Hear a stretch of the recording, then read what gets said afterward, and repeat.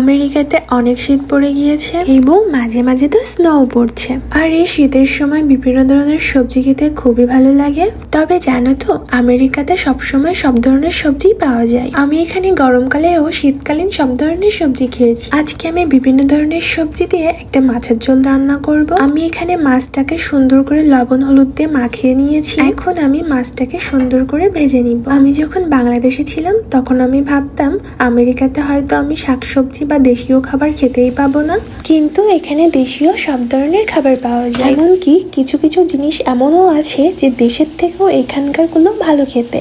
ওদিকে মাছ ভাজিটা হতে থাকুক, এদিকে আমি মশলাটা বানিয়ে নিব। তেলের ভেতরে কিছুটা কুচানো পেঁয়াজ, সামান্য পরিমাণে জিরা, কিছু লঙ্কা, আদা বাটা আর একটু পেঁয়াজ বাটা দিয়ে কষিয়ে নিব।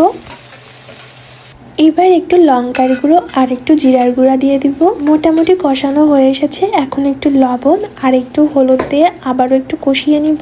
আসলে মশলা কষানো ভালো হলে তরকারি খেতে স্বাদও ভালো হয়। কিছু টমেটো দিয়ে আবারও একটু কষিয়ে নিব। আমি এখানে 7 ধরনের সবজি অ্যাড করেছি। দিয়েছি টমেটো, সিম, বরবটি, আলু, গাজর, কুমড়া আর বেগুন। সব সবজিগুলো একসাথে করে ভালো করে আবারও কষিয়ে নিব। কষানো হয়ে গেলে কিছুক্ষণ ঢাকনা দিয়ে রেখে দিব। এতে করে সবজিটা তাড়াতাড়ি সেদ্ধও হয়ে যাবে আর রান্নাটাও তাড়াতাড়ি হয়ে যাবে। সবজিটা সুন্দরভাবে কষানো হয়ে গিয়েছে। এবার সবজিতে পরিমাণ মতো জল দিয়ে দিব। এবার আবারও কিছুক্ষণ ঢাকনা দিয়ে রেখে দিব। ঝোলটা ফুটে উঠলে ঢাকনা খুলে মাছগুলো একে একে ছেড়ে দিব। মাছ ঝোলে দেওয়ার পর আবারও ঢাকনা দিয়ে রেখে দিব।